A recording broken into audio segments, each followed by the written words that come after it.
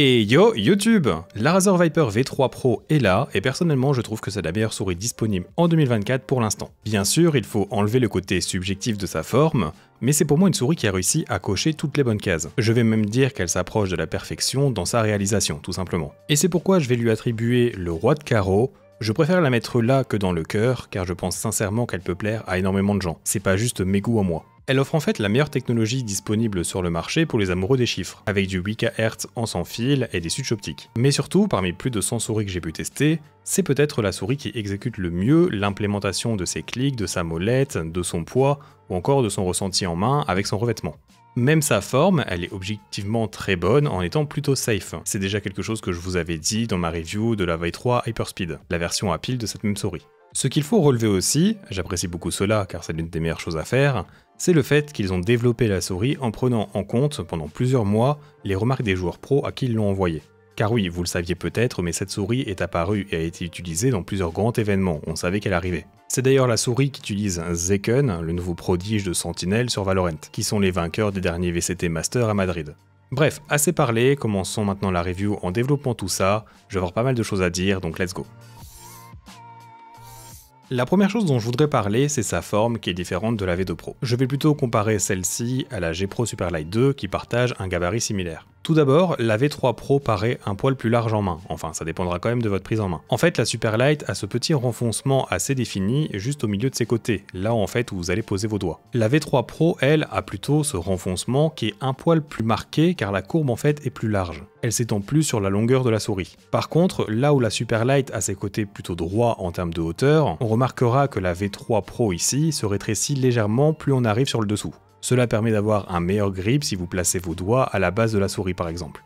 Ensuite, niveau boss et hauteur, les deux souris ont un point culminant assez haut, mais il n'est pas exactement placé au même endroit. Les deux sont quand même assez centrés, mais la GPX est placée plus vers l'avant ou la V3 Pro c'est plus vers l'arrière. Et ce qui va changer drastiquement, c'est la dégradation de la rampe qui découle donc de cette bosse. Ce qui définit la rampe de la GPX, c'est qu'elle reste très haute très longtemps et va diminuer légèrement jusqu'à la fin de la souris. La Viper V3 Pro ici, elle va avoir une retombée bien plus rapide, lui donnant donc une rampe plus aplatie pour le soutien plus important de la paume.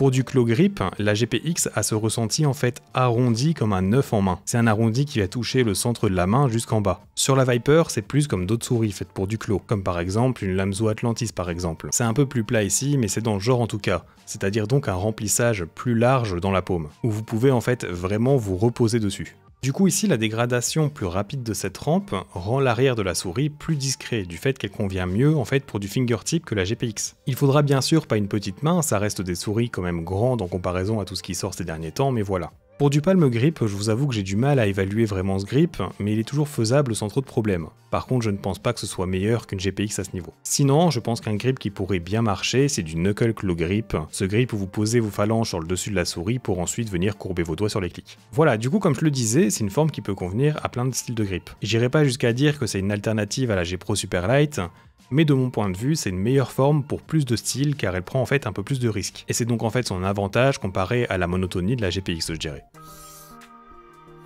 Parlons maintenant des features principales, c'est-à-dire les clics principaux, la molette et les boutons latéraux. Et ici, même si je ne vais pas les comparer, elle est globalement supérieure à la GPX 2 sur tous ces éléments. Si vous voulez voir d'ailleurs une comparaison en mode versus entre ces deux souris, indiquez-le moi en commentaire. Je pense la faire quoi qu'il arrive, mais au moins ça me montre si ça vous intéresse ou non. Je vais commencer par parler de la molette, car je trouve que c'est l'une des meilleures que j'ai pu tester sur toutes mes souris. Bien sûr, il y a une part de subjectivité là-dedans, mais côté performance, les meilleurs choix ont été faits de mon point de vue. Tout simplement, le défilement est du côté léger avec des crans qui se ressentent sans problème. Ce n'est pas aussi prononcé que certaines souris, mais ça se ressent quand même bien. C'est d'ailleurs quelque chose qu'ils ont amélioré après le feedback des joueurs pro. Elle est effectivement un tout petit peu plus tactile que la Hyperspeed. Pour son clic, il est en fait à l'opposé de celle de la GPX 2, qui a un clic court et étouffé. Ici, on est sur une pression marquée et tactile, sans être forcément ni trop lourd ni difficile à double clic. Que du très bon pour cette molette du coup.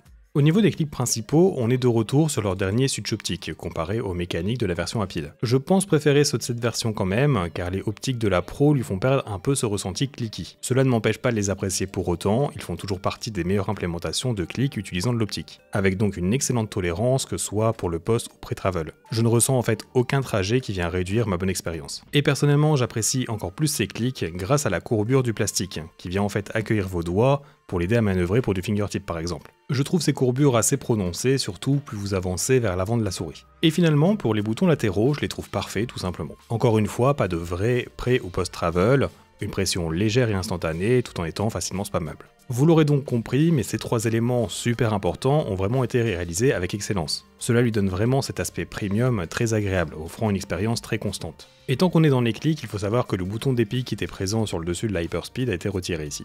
Je vais vous passer un rapide sound test de tout ce qu'on vient de parler, mais avant ça, si mon contenu te plaît, je t'invite à t'abonner à ma chaîne en cliquant sur le bouton juste en dessous de la vidéo. Et tu peux aussi pourquoi pas rajouter un petit pouce bleu au passage, ça fait toujours plaisir.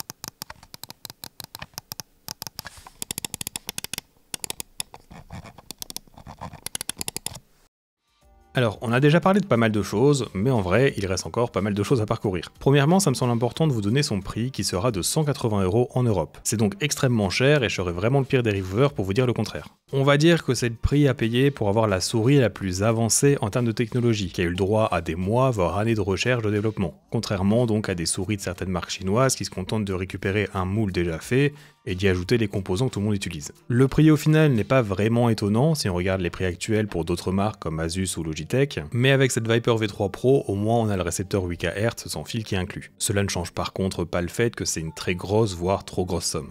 Je vous ai dit qu'elle avait la meilleure technologie de toutes les souris actuelles, donc parlons de tout ce qui concerne le capteur. Si vous vous souvenez, le capteur Focus Pro est arrivé la première fois chez la Viper V2 Pro, étant le premier Pixar 3950 utilisé, dont Razer avait l'exclusivité jusqu'à il y a peu. Et bien sur cette V3 Pro, c'est le Focus Pro de deuxième génération qui est utilisé. Je n'ai pas ouvert la souris pour savoir s'il s'agit d'une upgrade du 3950 ou d'un nouveau capteur, mais il apporte quelques améliorations utilitaires. La première, c'est l'ajout du mode jeu qui permet à la souris de passer d'elle-même à un différent polling rate, choisi donc, une fois que vous lancez un jeu, et cela de façon autonome. C'est quelque chose que G-Wolf avait déjà instauré, c'est plutôt pas mal. Plus besoin de penser à changer la fréquence après votre session pour économiser de la batterie, elle retournera à sa valeur choisie une fois le jeu fermé. Ensuite, la deuxième, c'est que vous pouvez calibrer le DPI de la souris avec celle d'une autre, si vous voulez avoir exactement la même chose que votre précédente, sans vous soucier de la différence due à la déviation. Et en complément à cela, la troisième chose, c'est que vous pouvez ajuster avec une valeur de 1 les 35 000 DPI qu'offre cette souris. Si vous voulez mettre par exemple 1613 DPI comme valeur, vous pouvez le faire. Souvent chez d'autres souris, c'est des réglages avec des valeurs de 50 ou 10 par exemple. Ce capteur est donc compatible avec le récepteur 8 kHz fourni directement avec la souris. Et le câble est d'ailleurs plus épais et pas trop flexible, pour assurer, j'imagine, une très bonne transmission. Cependant, elle monte plutôt vers les 6 kHz dans le rapide test que j'ai fait, comme la Signature Edition. C'est le même principe que la G Pro X2 qui est dite être utilisable en 4K alors qu'elle monte à peine à 3. Mais bon, de toute façon, je vous le dis depuis longtemps maintenant, c'est pas cet élément qui doit vous faire acheter une souris. C'est un bonus qui peut servir si vous avez un bon PC, un écran à haut taux de rafraîchissement et un jeu compatible. Par exemple, ce 8K ne m'a pas donné de problème dans des jeux comme Valorant, Overwatch 2 ou X-Defiant. Mais sur The Finals ou certains scénarios Kovacs, il provoquait des petits ralentissements. En 4K, aucun problème par contre. Et pour finir là-dessus, le récepteur indique toujours le niveau de batterie restant à l'aide de la petite LED. Et à 5% de batterie restante, il va clignoter en rouge en même temps que la souris. Car oui, forcément, plus haut est le polling rate, plus la consommation de cette batterie sera importante. Ils annoncent 17 heures d'autonomie en 8K, 40 en 4K, et 95 en 1000 Hz. Ça semble être plus que correct, et il semblerait qu'ils aient un peu optimisé cela avec ce nouveau Focus Pro. Et finalement, la dernière chose dont je voulais parler pour ce capteur, c'est son placement. Il est ici plutôt centré, voire un peu plus bas sur la Pro, alors que sur la Hyperspeed, il était fortement avancé. C'est je pense la seule chose qui m'a empêché de noter cette souris avec un As, car j'aurais préféré qu'il garde un placement plutôt avancé, et je pense que j'aurais eu des meilleures sensations personnellement. Peut-être pas autant en avant que celui-ci, mais quand même plus haut que là actuellement. Mais bon, c'est peut-être juste personnel, n'hésitez pas à me donner votre avis sur votre expérience des placements de capteurs, franchement ça m'intéresse. Je vous ai montré le dessous de la souris, donc profitons-en pour remarquer que le bouton on-off est de nouveau à maintenir et non pas un switch à déplacer. Et pour les patins, ils sont passés sur 2 larges, vu qu'il n'y a plus de piles, et c'est une excellente chose car au pire vous avez la place de mettre plein d'autres modèles de souris qui devraient fit. Sur la Hyperspeed, c'était ultra limité vu les petites encoches. Ils ont également changé cela car dans un blind test qu'ils ont réalisé, plus de 60% des testeurs préféraient ce choix. Les patins en eux-mêmes sont tout à fait bons, comme toutes les dernières souris de chez Razer. J'aimerais par contre que pour ce prix, on ait quand même un set supplémentaire de patins de fournis. Pourquoi pas 4 de taille moyenne pour avoir plus de choix. C'est l'une des dernières choses que la marque pourrait améliorer de mon point de vue. On n'a pas encore parlé de son poids, mais la souris est légère pour son gabarit, avec ses 54 grammes, qui sont en plus vraiment bien répartis. C'est de mon point de vue un excellent poids, même après avoir joué avec plusieurs souris dans les 40 grammes ces derniers temps. En comparaison, la GPX2 et aussi la V3 Hyperspeed sans pile font toutes les deux 57 grammes. La différence n'est pas énorme, mais je trouve que la V3 Pro a un meilleur ressenti d'équilibre que la GPX2. Avec ce poids, la Viper V3 Pro est en plus vraiment solide. J'ai vraiment été étonné du ressenti robuste que j'ai en main quand j'essaye d'appliquer de la pression dessus. J'ai cependant quand même une petite anomalie, c'est qu'en pressant fort sous les latéraux, je n'ai pas de pli mais j'ai un bruit assez audible qui peut se produire. Cela n'actionne pas les boutons non plus, c'est juste un bruit. Ce n'est pas du tout quelque chose qui sera possible à provoquer en jeu, mais je me dois de le signaler. Il faut savoir que j'ai reçu la souris il y a maintenant une semaine, donc je ne suis pas 100% confiant pour vous dire que sa qualité ne va pas se dégrader, même si j'ai vraiment cherché à l'utiliser un maximum durant cette période. Et comme je vous disais, en tout cas, elle me donne vraiment une très bonne impression.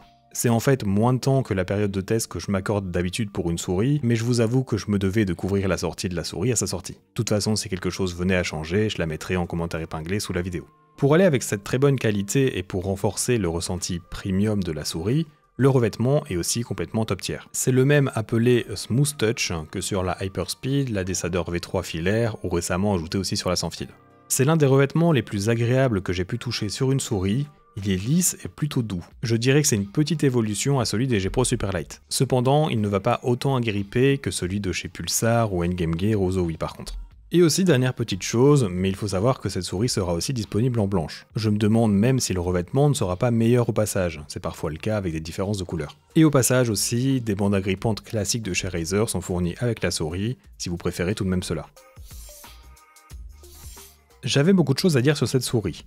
Et pour conclusion, je vais essayer de rassembler un peu toutes mes pensées. Je n'irai pas jusqu'à dire que c'est la souris parfaite, mais elle s'en rapproche si je la mets en comparaison aux 100 autres souris que j'ai eu la chance de tester. En fait, tout est excellemment bien réalisé sur la souris. Et si vous n'aimez pas quelque chose à son propos, ce sera donc juste une question de préférence. Pour moi, c'est la souris qui devrait prendre la place de la G Pro Superlight en tant que souris la plus utilisée dans l'e-sport.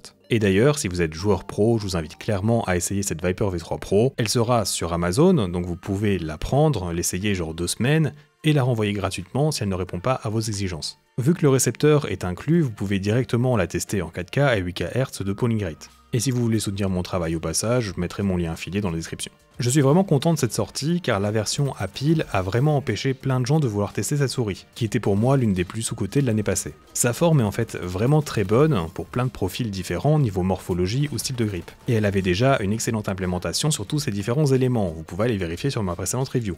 Donc voilà, c'est tout pour cette review, je pense avoir été assez complet, et je tiens à remercier Razer de m'avoir envoyé cet exemplaire pour me permettre de vous le présenter le jour de sa sortie. Sachez évidemment que je n'ai eu aucune contrainte à respecter et que j'étais entièrement libre de dire ce que je veux sur cette souris. Merci à vous maintenant d'avoir regardé cette vidéo jusqu'au bout, et à bientôt.